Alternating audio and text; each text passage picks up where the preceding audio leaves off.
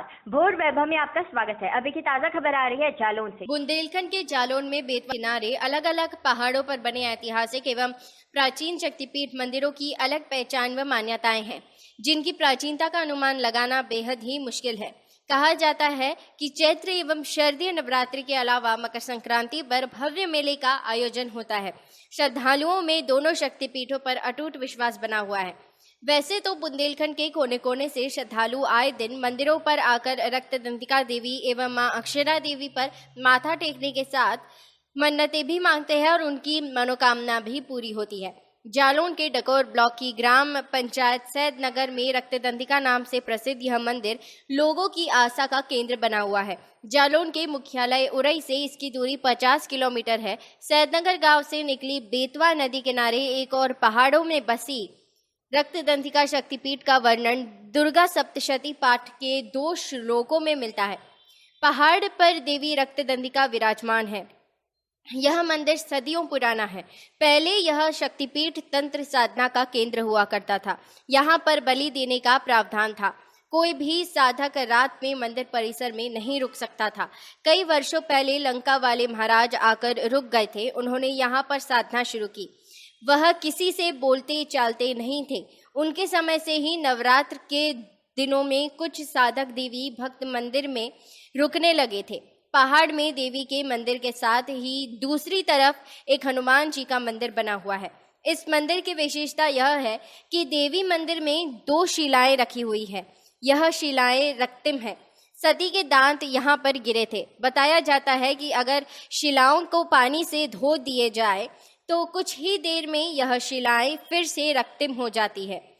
अब इस मंदिर में एक देवी प्रतिमा की स्थापना कर दी गई है। वास्तविक पूजा दंत शिलाओं की ही होती है। पहले बलि प्रथा भी प्रचलित थी। अब समय के साथ इस पर पाबंदी लगा दी गई है और नवरात्रि के मौके पर दूर दराज से भारी संख्या में श्रद्धालु मंदिर की सीढ़ियों पर अपना माथा टेकने के लिए आते हैं। देवी रक्तदंतिका स्फटिक के पहाड़ पर विराजमान है और यह मंदिर सदियों पुराना बताया जाता है। पहले यह शक्तिपीठ तंत्र साधना का केंद्र हुआ करता था।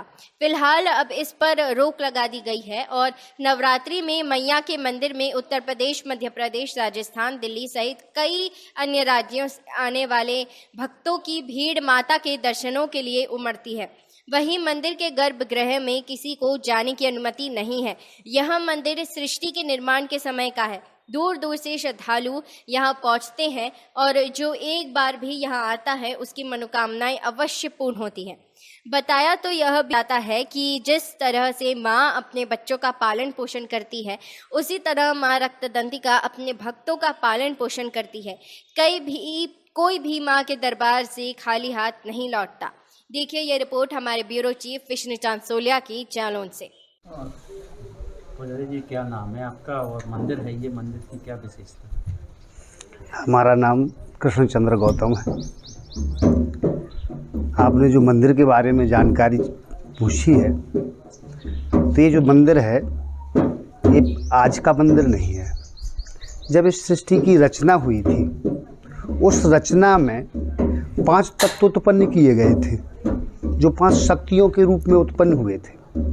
उसमें से माँ रक्तदंतिका और माँ अक्षरा सैदनगर में निवास है उनका। 3 देवियाँ अन्य हैं, जिनका देवी भागवत में विधिवत व्याख्या दी गई है।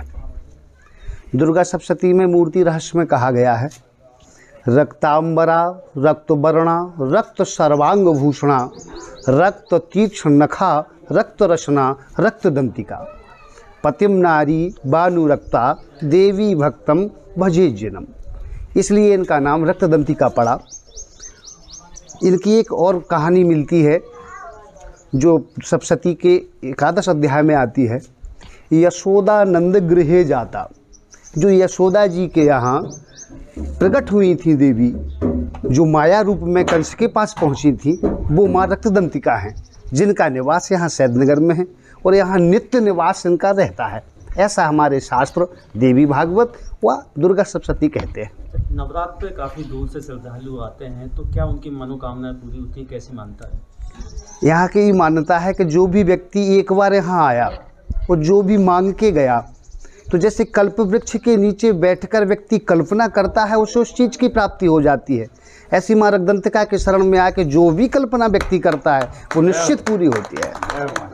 क्या नाम है आपका, कहाँ के? मेरा नाम राहुल चतुर्वेदी, सैदनगर के रहने वाले हैं। और इस स्थान की जो आप पूछ रहे थे, ये पहले यहाँ जंगल था। जंगल के यहाँ मतलब जो पहले जो है तेंदुआ वगैरह और लड़ैया वगैरह हिंसक ज़्यादा थी मतलब।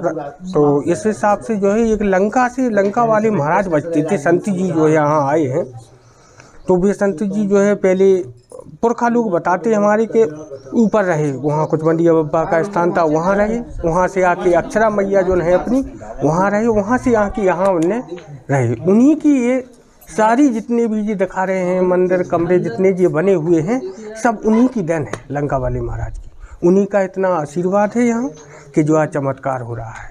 नहीं यहाँ पे तो इतना जंगल पहाड़ था, पत्थर थे, बड़े बड़े पहाड़ थे, यहाँ कोई नहीं आता था। पहले गांव के लोग आते थे, एक दूसरे से पत्थर से खंग के वो अपने कोई दीपक रखा जाता था, कोई कुछ रखा जाता था। लेकिन आज लंका वाले महाराज की देन की कृपा से आज जो यहाँ ये चमत्कार दिखा रहा है, सारा चमत्कार उन्हीं का है। लंका वाले महाराज जी आए थे वहाँ। समाधि सामने बनी, ये समाधि है, वो उनकी सामने समाधि है। सारी कहानी जो है उन्हीं ने यहाँ की प्रकट की है। मंदिर कितना प्राचीन है?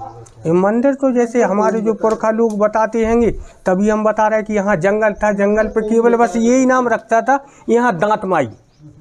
अब रक्तदंत का मैया इनको जो कहने लगे हैं, पहले दांत माई कहते थे इनको।